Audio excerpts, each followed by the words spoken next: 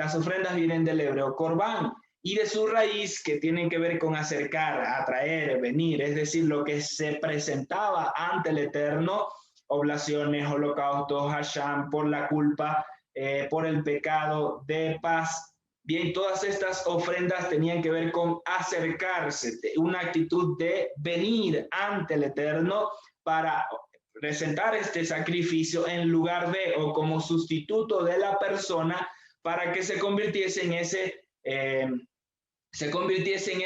olor grato ante el Eterno y subiese delante de él. Este principio tiene que ver con nuestro corazón rendido ante el Eterno, nuestro corazón allí en las brasas, obviamente porque la ofrenda era en nuestro lugar, bien, en nuestro lugar, para que sea de olor grato y de esa forma estar cerca, estar allí enfrente del Eterno Dios. En este sentido, en eso 35:4, el Eterno también llama al pueblo para que se acerque, pero ahora iba a ser voluntariamente porque tenía que ver con la construcción del tabernáculo. Habían ofrendas específicas por una persona si pecaba, si hacía mal a alguien, si defraudaba a alguien, tenía que presentar ofrendas específicas para subsanar ese tema. Bien, pero al momento del Eterno llamar en Éxodo 35:4 para el tabernáculo, él le habló a Moisés y a toda la congregación de los hijos de Israel diciendo, esto es lo que el Eterno ha ordenado.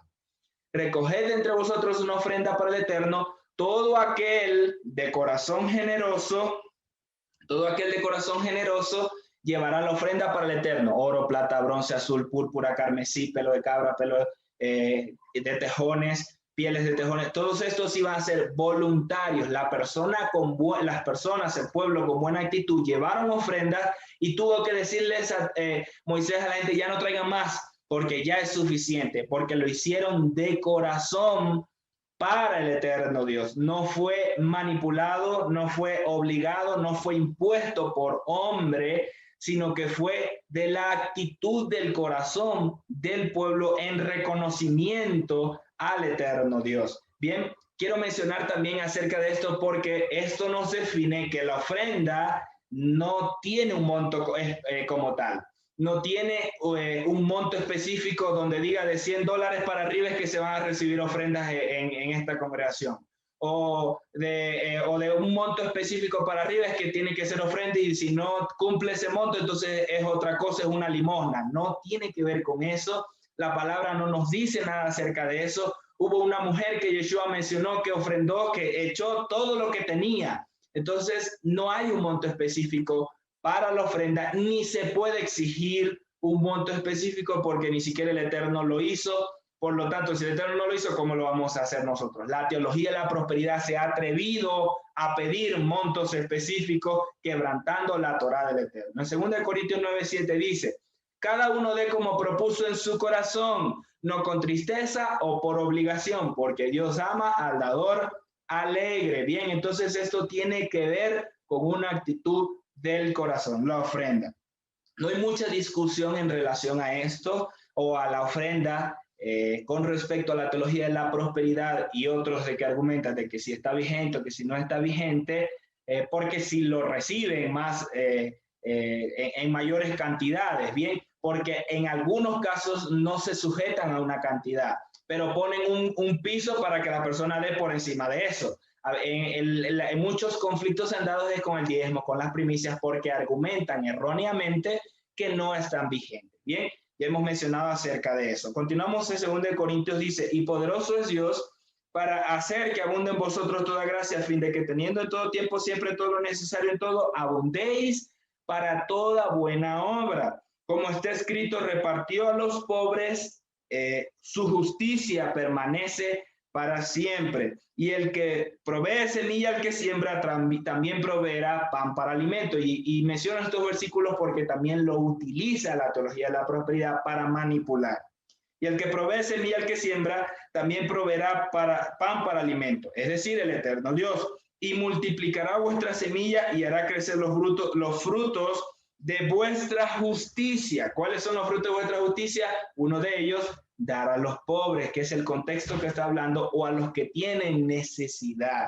Bien, entonces tiene que ver con que el que va a dar para la semilla, para sembrar más, es como producto de la justicia de nosotros caminar en Torá, dando a los pobres. Por eso ya no nos sujetamos a, como nos explicaba el pastor Luis, al 10, a que solo el tercer año y el sexto año sea el diezmo a los pobres, porque incluso Yeshua los dijo, pobres siempre van a tener con ustedes, es decir, que le podemos dar en cualquier momento de nuestro corazón, porque eso es justicia, eso es acá, eso es justicia delante del eterno Dios. Y al hacer esto, vamos a ser prosperados o vamos a recibir del eterno Dios caminando en justicia, siendo enriquecidos en todo para toda generosidad, siendo enriquecidos en todo, es decir, nuevamente es una bendición integral en todo, no solo para dar más, porque dice en toda generosidad el verso 11,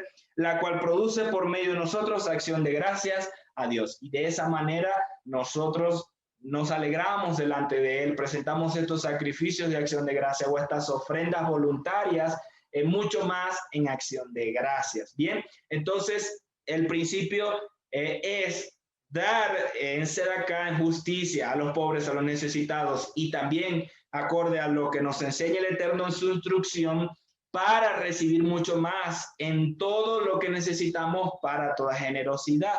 Bien, y el error que nos enseña la teología de la prosperidad es que deme más, traiga más para que usted reciba más semilla. Entonces a la ofrenda le han llamado semilla porque si usted siembra va a recibir más, va a recibir y se va a multiplicar y obviamente de una uyama, de una papaya van a salir más semillas que la que sembró, sí, pero no en el contexto de la teología de la prosperidad, sino en caminar en justicia, que es en los principios del eterno Dios. Bien, entonces voy a ir culminando con las ofrendas para darle el paso a la profeta Elimar, con las ofrendas específicas que el Eterno pide para las convocatorias y que es un principio que tenemos que rescatar y en el cual debemos permanecer porque así lo estableció el Eterno en su palabra. Bien, entonces es dar con la actitud del corazón para el eterno Dios y el Eterno nos enseña que hay momentos, hay convocatorias, mover del eterno Dios, donde las puertas se abren para que nosotros podamos también presentar en esos momentos ofrendas para el eterno Dios. En Números 28:2 nos dice, manda a los hijos de Israel y diles, cuidaréis de presentar mi ofrenda, mi alimento para mis ofrendas dignas de olor que me apacigua, para ofrecérmela en su tiempo señalado.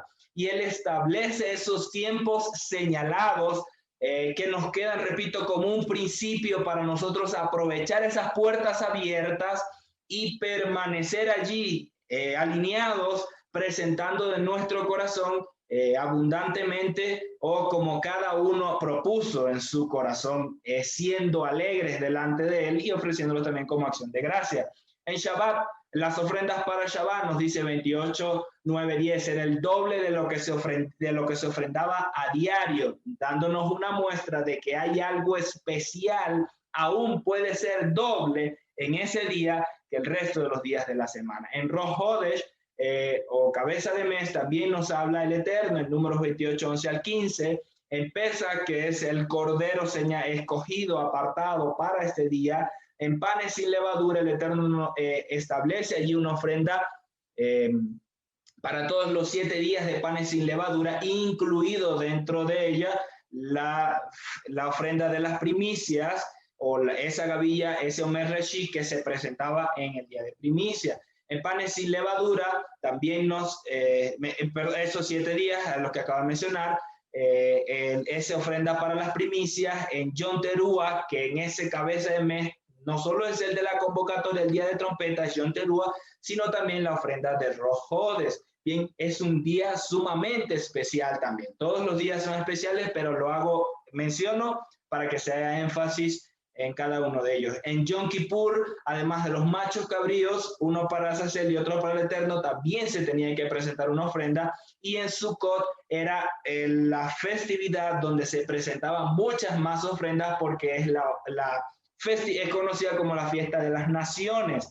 Bien, donde se ofrecía un becerro por cada naciones conocidas, las 70 naciones, y luego el Eterno le dice a Israel, quédate un día más presentándose una ofrenda también como esa novia, como ese pueblo escogido para el eterno Dios. Tenemos estos principios que hoy permanecen vigentes, pero que el pueblo no ha conocido y no ha permanecido porque se ha dejado llevar por argumentos de error, incluidos los argumentos de la teología de la prosperidad que vamos a estar denunciando ya en minutos. Estas cosas ofreceréis al Eterno en vuestras fiestas solemnes, dice Números 28-39, aparte de vuestros votos y vuestras ofrendas voluntarias, con vuestros holocaustos, vuestras ofrendas vegetales, vuestras libaciones y vuestras ofrendas de paz. ¿Qué significa esto? Que estos días, en estas festividades, como nos dice en Éxodo, estaba en las diapositivas del pastor Luis, en Éxodo 24, si no me falla la memoria, decía que en 3 veces al año te presentarás delante del eterno Dios. En estos 3 veces al año se daban estas ofrendas y se reunían en estas convocatorias para también traer sus ofrendas votivas o sus holocaustos o sus libaciones o sus ofrendas de paz. ¿Por qué razón? El pueblo estaba separado y no podía dirigirse todos los días al templo. No era agarrar un taxi e ir a Jerusalén y ya presentaba su ofrenda. Estaban en distancias cortas y tenían que caminar a pie. Bien, andar a pie. Entonces, ellos guardaban partes de sus ofrendas porque no podían llevarlas y se presentaban en estos días, en estas convocatorias especiales de regocijo, de agradecimiento, de honra al Padre Eterno. Por lo tanto, es de la Torá, es bíblico, es principio del Eterno presentar ofrendas en estas convocatorias señaladas las fiestas del Señor. Sí, ya lo acabamos de aprender.